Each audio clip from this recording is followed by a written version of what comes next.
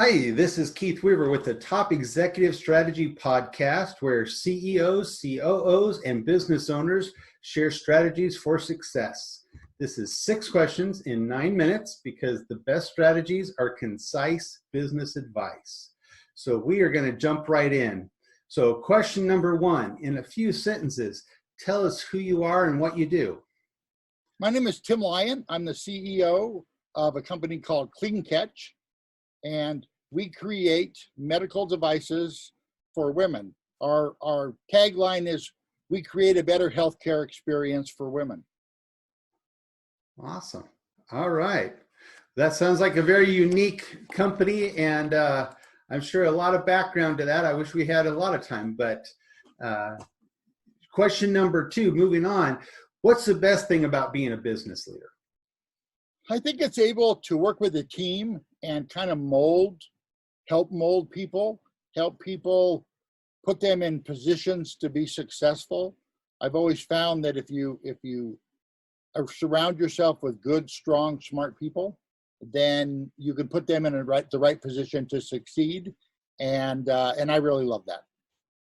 It's fun watching others reach their potential. Correct. So awesome. Question number 3. I hear from other leaders that their people strategy in business can often be more challenging than the actual business strategy. What are your thoughts on that? Oh, I would absolutely agree with that.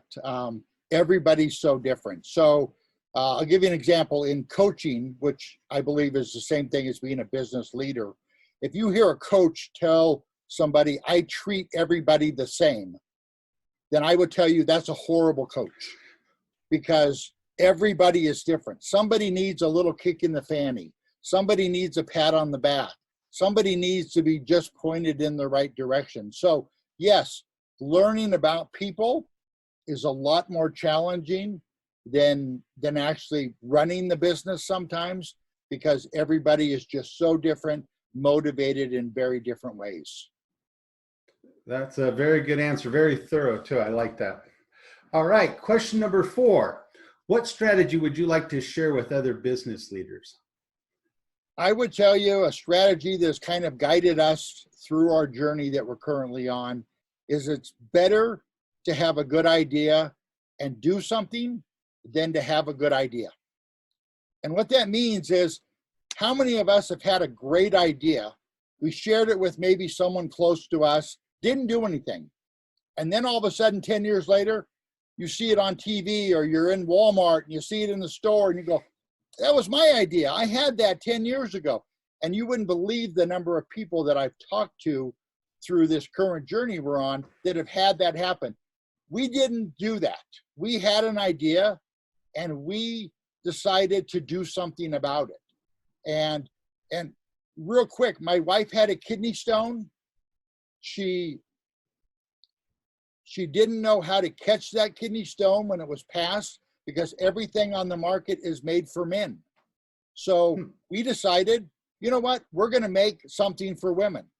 And through that, we have 3 products. We have patents on all the products because we did something. We didn't just have an idea and complain about, oh my gosh, it's horrible. There's nothing for women, because healthcare is really dominated by men. So if this was a male problem, it would have already been solved. But for women, it wasn't solved. We decided to have a good idea and do something about it. And that's kind of been our guiding light, is let's do something about it. Let's make it better for women. Healthcare is very important. And we just decided that instead of having an idea, we'd have an idea and do something about it. That's an awesome story. And I think that's very true across a lot of businesses, that implementation or lack of implementation is really big, because no doubt about it. Whether it's a novel idea or whether it's just getting to the basics and implementing something in their business. Well, how many times you have a long to-do list and you have all these things and you get about 3 blocked up, and then you're just caught up in life and things get in the way, and oh, I never got to those 4 things. And, it's no different really than making a nice backyard. You have an idea, I want to do this, but how many of us actually do that? Right. So you transfer that over to business, and that's we built an entire business off an idea that we did something about. That's awesome. Great success story too. All right. Question number 5. What other successful leaders like yourself would you like to acknowledge here and maybe think would be great on a podcast? Well, I'll tell you what, through COVID, things, I don't think human beings are made to be solitary. And we've been locked in our houses for months now, and so I will tell you a couple of groups have really helped me. Robert Bell from 1 Million Cups has been very helpful to me. He hosts a virtual 1 Million Cups. It's a business meeting for entrepreneurs, and they have a chapter in Salt Lake City. He's been wonderful. And then Nate Sorensen and Brianne Rochelle from Now CFO they've hosted through all this COVID problem weekly online meetings. And for a while I was going literally every day. And those two groups really helped me and other entrepreneurs make it through this crisis. They'd be great stories for you to talk to. I will be sure to look them up. Thank you for that. Well, question number 6 is a final fun question. Tell me about your favorite past boss. Wow, I've been self-employed since 1995, so I'm kind of my favorite boss. But if I look back, it's probably my father. That's how I started in business. When I graduated, I went to work for my dad, and that was an interesting journey. Some days were really, really good. Some days were a little stressful. Working with relatives and your father has its ups and downs. But looking back, he gave me so many tools that I use now that I didn't know then. And of course, it's like any father-son relationship. I thought he was stupid at the time, the stuff he was trying to teach me. Then you look back and you go, wow, he's a lot smarter than I thought. So obviously, I think my dad was my favorite past boss. That's awesome.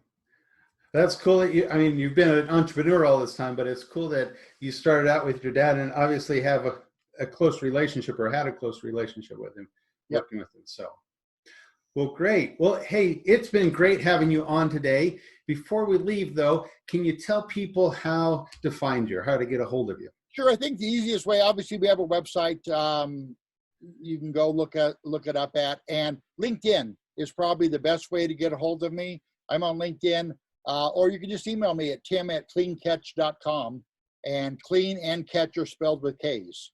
So it's tim@cleancatch.com. Very simple. Love to hear from anybody. Awesome. Great. All right. Well, thank you. Well, this is Keith Weaver with the Top Executive Strategy Podcast. And for more insights and ideas, you can follow us on iTunes or at Weaver Business Coaching or on LinkedIn. And we wish you the best success. Thank you. Appreciate having me.